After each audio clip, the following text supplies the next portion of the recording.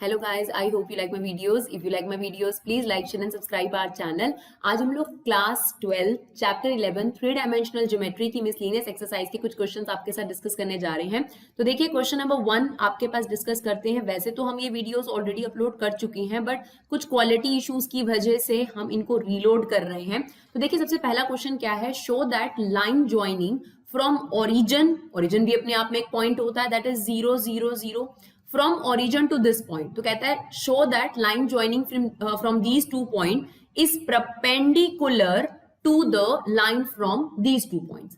तो basically dear आपको पहले तो लाइन की इक्वेशन बना लेनी चाहिए. कोई जरूरी नहीं है, बट इससे आपको इक्वेशन बनाना भी आ जाएगा. तो अगर कभी भी हमें 2 पॉइंट्स गिवन होते हैं और हमें इक्वेशन बनानी हो, तो सबसे पहले हमें स्टैंडर्ड फॉर्म पता होनी चाहिए. तो इक्वेशन की स्टैंडर्ड फॉर्म होती है in case of 2 points x minus x1 upon x2 minus x1, y minus y1 upon y2 minus y1 equal to में z minus z1 upon z2 minus z1. अब जो हमारी फर्स्ट लाइन है, for example हम उसको A B नाम दे देते हैं और उसके 2 पॉइंट्स हमारे पास दे रखे हैं. फर्स्ट पॉइंट है ओरिजिन 0 0 0 एंड सेकेंड पॉइंट है हमारे पास 2 1 1. तो ये जो फर्स्ट पॉइंट है ये आपके पास हो जाएगा x1 y1 z1 और जो सेकेंड पॉइंट है वो हो जाएगा x2 y2 z2. और हम इस इक्वेशन में पुट कर देते हैं और इसकी वैल्यू निकालते हैं. तो देखिए x माइनस 0, तो उसको लिखने की जरूरत नहीं है, x minus 0 right, whole upon में x2 माइनस x1, 2 में से 0 माइनस करेंगे तो 2 आ गया. y माइनस y1, y1 कितना है 0 अपॉन में y2 माइनस y1, 1 में से 0 तो 1 ही आ गया आपके पास. z माइनस z1 ये आपके पास है, होल अपॉन में z2 माइनस z1, तो ये आपके पास 1 आ गया. अब ये जो आपके पास स्टैंडर्ड फॉर्म में लाइन बनी है, चाहते तो आप ये जरूरी नहीं है, आप सिर्फ x2 minus x1 y2 minus y1 z2 minus z1 कर कर ABC भी निकाल सकते हो. ये किसी भी लाइन के डायरेक्शन रेशोज होते हैं.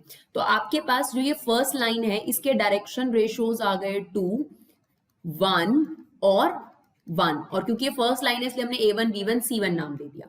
अब दूसरी लाइन को हम CD नेम दे देते हैं और हमारे पास उसके पॉइंट्स हैं 3 5 minus 1 and 4 3 minus 1. Same scenario है डियर, सेम फॉर्मेट है, x माइनस x1, तो x1 है आपके पास 3 होल अपॉन में x2 माइनस x1, तो 4 में से 3 गया 1, y माइनस y1, y1 कितना है आपके पास 5 अपॉन में y2 माइनस y1, तो ये आ गया आपके पास minus 2. Now z minus z1, z1 है माइनस 1, तो यहाँ फॉर्मूले में माइनस होता है तो ये प्लस हो गया. फिर z2 माइनस z1. अब आप देखिए माइनस 1 फॉर्मूले में वैसे ही माइनस होता है और ये भी माइनस 1, तो ये आपके पास प्लस 1 हो जाएगा और ये 0 आ गया. तो आप A2 B2 C2 निकाल लीजिए जो कि आपके पास डिनोमिनेटर में है. ये आपके पास डायरेक्शन रेशोज होते हैं और क्योंकि ये सेकेंड लाइन से आ रहे हैं हमने A2 B2 C2 नाम दे दिया इनको. तो अब हमें क्या प्रूफ करना था, हमें तो ये शो करना था कि ये दोनों लाइन परपेंडिकुलर है. डियर देखिए, अगर इनका जो प्रोडक्ट है A1 A2 plus B1 B2 plus C1 C2, अगर ये 0 आ गया तो आपके पास डेफिनेटली ये लाइन परपेंडिकुलर होगी. तो हम लोग चेक कर लेते हैं कि आप क्या ये चीज आ रही है या नहीं. तो हम A1 A2 B1 B2 और C1 C2 का मल्टीपल और फिर प्लस चेक करते हैं. तो 2 into 1 2, this is minus 2 right, और वो आपके पास आ गया 0. तो यस दिस इज 0. और अगर ऐसा है तो जो AB लाइन है वो आपके पास CD लाइन पर परपेंडिकुलर है. चलिए बढ़ते हैं नेक्स्ट क्वेश्चन की तरफ. चलिए क्वेश्चन नंबर 2 देखते हैं. If L1 M1 N1 and L2 M2 N2 are direction cosines of two mutually perpendicular lines, मतलब ये दोनों लाइन एक दूसरे पे परपेंडिकुलर हैं. Show that direction cosines of a line perpendicular to both the lines. मतलब हमें ये बताना है कि इन दोनों लाइन पर एक परपेंडिकुलर लाइन है, तीसरी लाइन जो इन दोनों पे परपेंडिकुलर है उसके डायरेक्शन कोसाइंस ये है राइट. तो डियर अगर आपको याद हो वेक्टर चैप्टर में हमने एक एग्जांपल करा था जिसमें हमें एक वेक्टर निकालना होता है जो 2 वेक्टर पे परपेंडिकुलर होता है. तो उसमें हमें क्या करना होता है, उनका क्रॉस प्रोडक्ट करना होता है. हम उसी का कंसेप्ट का इस्तेमाल यहाँ पर कर रहे हैं. सबसे पहले जो ये हमारे पास फर्स्ट लाइन है उसके डायरेक्शन को साइंस हमें दे रखे हैं, हम उसका वेक्टर बना रहे हैं. ठीक है, तो हमारे पास जो लाइन 1 है उसके हमने डायरेक्शन को साइंस हमें गिवन थे, हमने उससे उसका यूनिट वेक्टर बना लिया n वेक्टर. तो ये बन गया L1I M1J plus N1K. Similarly जो लाइन 2 है आपके पास, उससे हमने उसका अपना वेक्टर बना लिया, दैट इज L2i, ये आपके पास यूनिट वेक्टर्स हैं क्योंकि डायरेक्शन को साइंस है यहाँ पर, तो L2i M2j, अगर आपको पता हो तो LMN अगर यूनिट वेक्टर के ही कोफिशिएंट होते हैं तो यूनिट वेक्टर के लिए आप इस तरीके से ही मेंशन करते हैं, तो ये हो गया M2j प्लस N2k, राइट। ये हमारे पास जो है वो दोनों वेक्टर्स जो लाइन है उन दोनों की वेक्टर इक्वेशंस जो है वो बनकर आ गई। अब हमें ये कहता है कि हमें एक ऐसी लाइन निकालनी है, एक ऐसी लाइन के डायरेक्शन कोसाइंस निकालने हैं जो इन दोनों लाइन पे परपेंडिकुलर है। तो डियर उस एग्जांपल में भी कुछ ऐसा सा ही था जो एनसीईआरटी में मेंशन है आपके पास। तो यहाँ पर हमें एक ऐसी लाइन लेनी है, फॉर एग्जांपल उस वेक्टर को हम नाम दे देते हैं एन वेक्टर। अब हमारे पास एन वेक्टर हमें निकालना है और ये जो लाइन है ये L1 और लाइन 1 और लाइन 2 पर क्या है, परपेंडिकुलर। तो ये कैसे निकाली जाएगी, अगर आपको एन वेक्टर निकालना है तो वो N1 वेक्टर के क्रॉस और N2 वेक्टर के क्रॉस से निकल जाएगा, अगर आपको ये वाला वेक्टर निकालना है। और अगर हमारा एक बार ये वेक्टर निकल जाएगा इस लाइन का, फिर हमें डायरेक्शन को साइंस भी मिल जाएंगे। तो अब हमें क्या करना पड़ेगा, इस एन वेक्टर को निकालने के लिए N1 और N2 का जो है क्रॉस प्रोडक्ट करना पड़ेगा। और क्रॉस प्रोडक्ट कैसे होता है डियर, यहाँ पर आपके पास आ गया I J के कोफिशिएंट, फिर हम L1 लाइन के कोफिशिएंट लेंगे L1 M1 और N1, और फिर L2 लाइन के कोफिशिएंट लेंगे L2 M2 N2। अब क्रॉस प्रोडक्ट कर देते हैं, हमें डिटरमाइन एक्सपेंड करना होता है, यहाँ हो गया plus minus plus I as it is. अब आप इस कॉलम और इस रो को भूल जाएंगे तो ये क्या हो जाएगा, M1 N2 M1 N2 minus M2 N1। फिर हमारे पास यहाँ फॉर्मूले में माइनस होता ही होता है, यहाँ पर ये देखिए इसका कोफिशिएंट होता है, तो इस कॉलम और इस रो को भूल जाएंगे तो L1 N2 and N1 minus N1 L2। उसके बाद आपके पास आ गया K, इस कॉलम और इस रो को भूल जाइए, L1 M2 minus L2 M1, right. बस अब आपके पास जो आंसर है उसमें आपको सिर्फ इसमें प्लस जो है आप देखेंगे, आप देखिए आपका आंसर आ चुका है M1 N2, ये देखिए M2 N1, और यहाँ पर बस हमारा उल्टा चल रहा है N1 L2, यहाँ पर हमारा चल रहा है L1 N2 पहले और N1 L2 बाद में। तो यहाँ पर आपने क्या करना है, माइनस कॉमन ले लेना है ताकि आपका आंसर मैच कर सके। ये आ गया M1 N2 minus M2 N1, minus common ले लेंगे तो ये प्लस हो जाएगा, और नेगेटिव वाली टर्म पॉजिटिव हो जाती है, नेगेटिव जब भी हम कॉमन लेते हैं, और जो पॉजिटिव वाली टर्म है वो आपके पास नेगेटिव हो गई।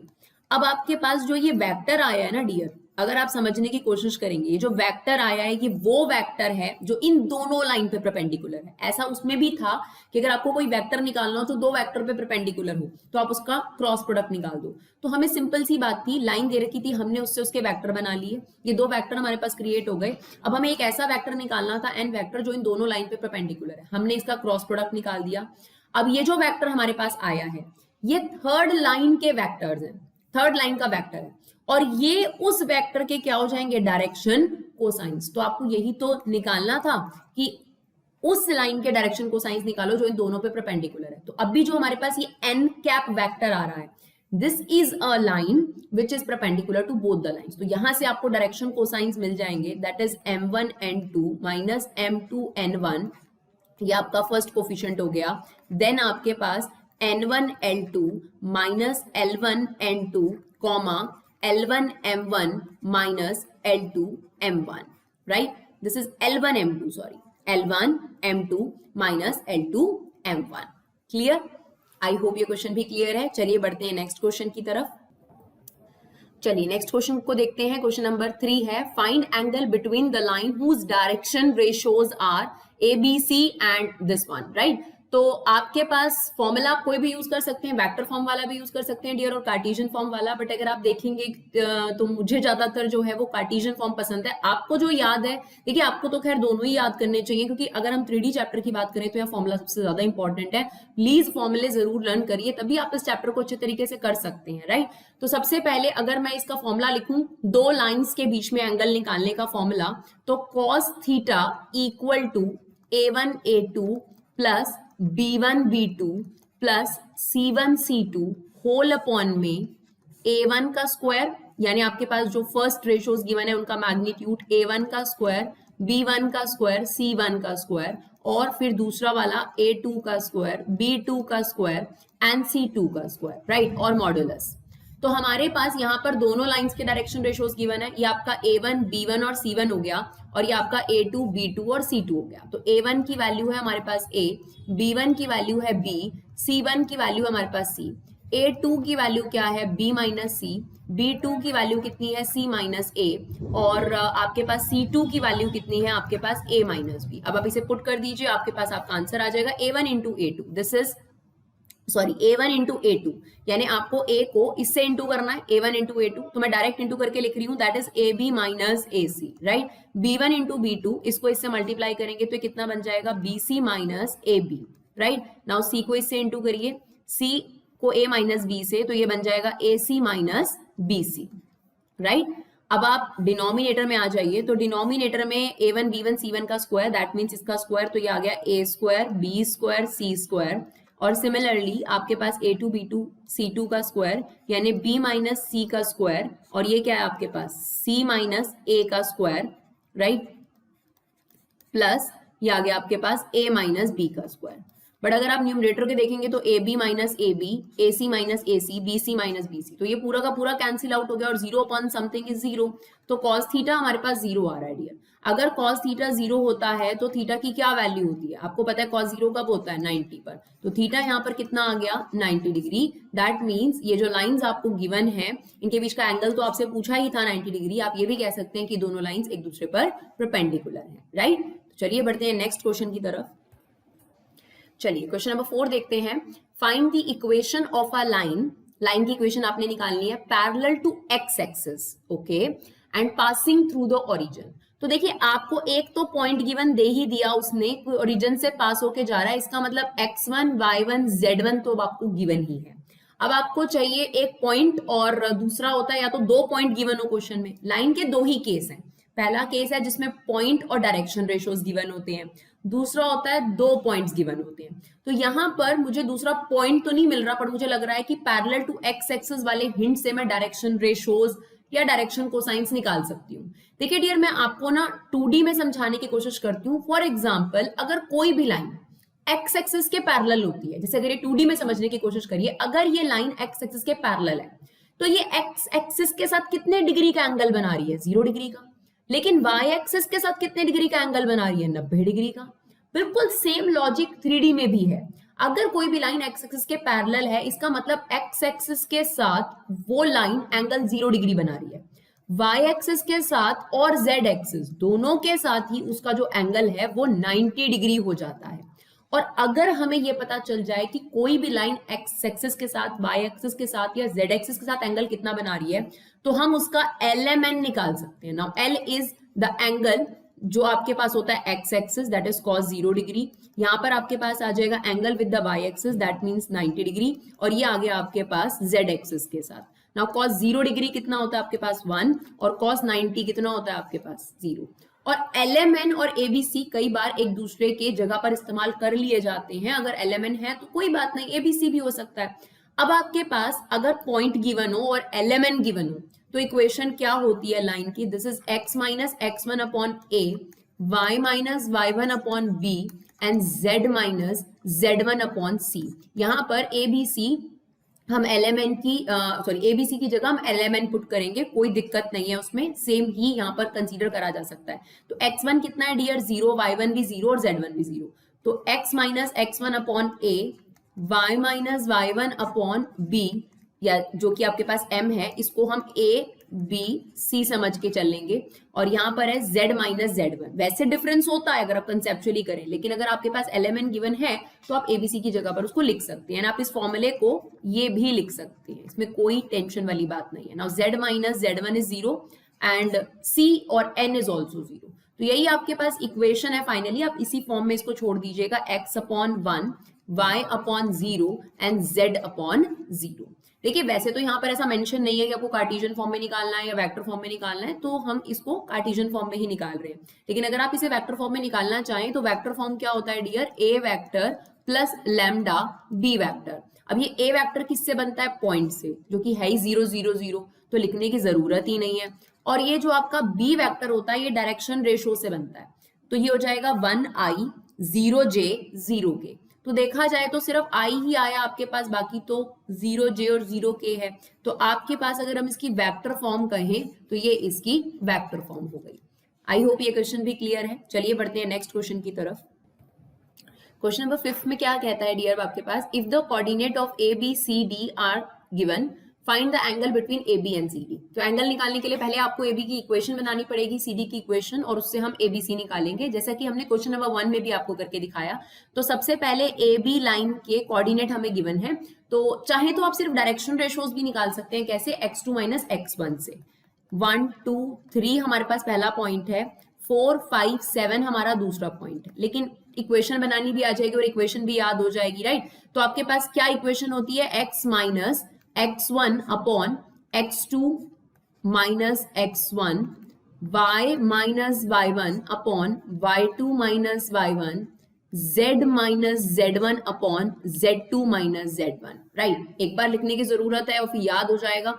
तो x2 माइनस x1 से a आ जाएगा, y2 माइनस y1 से b और z2 माइनस z1 से c। तो चलिए फटाफट बनाते हैं। x माइनस x1, x1 कितना है 1, होल अपॉन में x2 माइनस x1, 4 में से 1 गया 3।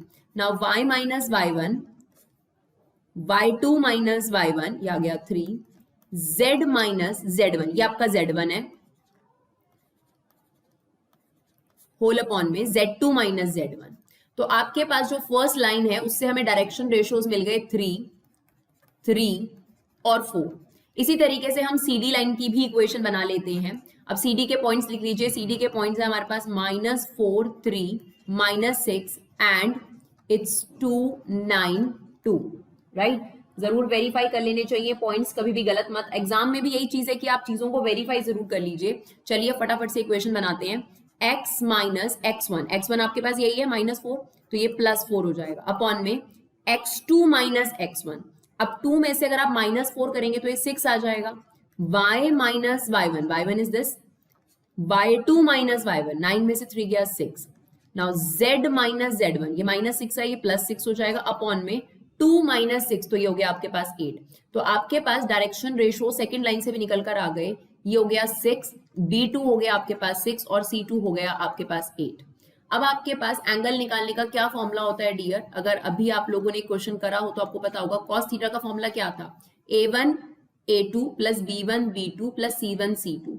तो A1 इंटू A2 कर देते हैं, कितना आ जाएगा ये 18, plus B1 into B2 that is also 18, C1 into C2 32, whole upon में क्या होता है आपके पास A1 का स्क्वायर, B1 का स्क्वायर, C1 का स्क्वायर। तो this is 9 plus 9 plus 16, right. फिर एक और स्क्वायर रूट होता है जिसमें हम इसका स्क्वायर करते हैं, तो 6 का स्क्वायर आपके पास 36, right, and that is also 36 and this is 64, right. तो आपके पास cos थीटा की वैल्यू कितनी आ रही है यहाँ पर हम देख लेते हैं। तो ये आपके पास हो गया डियर,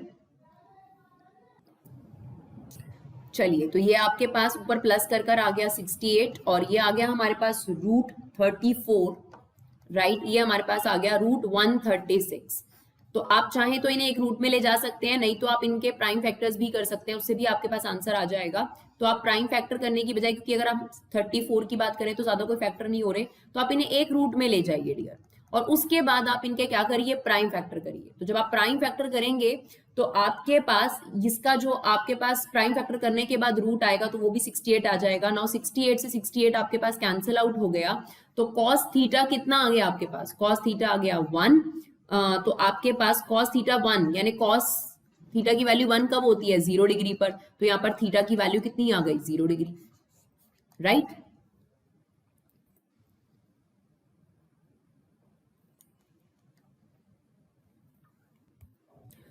तो डियर ये क्या कंक्लूड करता है, अगर दो लाइंस के बीच में कोई थीटा है ही नहीं, इसका मतलब जो लाइंस हैं वो एक दूसरे के पैरेलल हैं। तो आप फाइनल कंक्लूजन ये दे सकते हैं कि ए बी और सी डी आपस में पैरेलल हैं। चलिए बढ़ते हैं नेक्स्ट क्वेश्चन की तरफ। चलिए क्वेश्चन नंबर देखते हैं हम लोग 6। आपको दे रखा है if these two lines are perpendicular find the value of k. सबसे पहले तो डियर ये देखना होता है कि लाइंस अपनी स्टैंडर्ड फॉर्म में है या नहीं। तो देखिए x minus x1 upon a, y minus y1 upon b, z minus z1 upon c, perfectly पहली लाइन एकदम करेक्ट फॉर्म में है। x minus x1 upon a, y minus y1 upon b, z minus z1 upon c। तो जब भी ये missing value वाला question आता है तो आपको ये जरूर देखना है कि क्वेश्चन अपनी स्टैंडर्ड फॉर्म में है या नहीं। तो ठीक है, दोनों लाइंस अपनी स्टैंडर्ड फॉर्म में है। अब पहली लाइन से आपके पास क्या आ जाएगा, a1 की वैल्यू आ गई -3, b1 की वैल्यू आ गई 2k और c1 की वैल्यू आ गई 2। सिमिलरली सेकेंड लाइन से भी उसके डायरेक्शन रेशियोज निकाल लीजिए, a2 आ गया 3k, b2 आ गया 1 और c2 आ गया -5। अब हमें क्या दे रखा है, these two lines are perpendiculars. अगर कभी भी दो लाइंस परपेंडिकुलर होती हैं डियर, तो ये रिलेशनशिप होता है a1 a2 b1 b2 c1 c2 is always equal to 0। तो ये रिलेशन यहां पर भी होल्ड करेगा। तो a1 a2 that is -9k plus 2k, अगर हम इसको मल्टीप्लाई करें, -10 equal to 0। Now this is -7k, 10 वहां चला गया, k की वैल्यू आपके पास आ गई -10/7। तो यही हमें इसमें फाइंड आउट करना था। तो चलिए डियर, आपके पास 1 to 6 क्वेश्चन हमने आपके साथ डिस्कस करे। आई होप आपको ये वीडियो समझ में आया हो। अगर आपको ये वीडियो यूजफुल लगे तभी इसे शेयर करिए और जरूर शेयर करिए, हमें सपोर्ट करिए। बिना आपके सपोर्ट के हम लोग कुछ भी नहीं है। Thank you so much guys for your love and support. Keep supporting Vibha classes.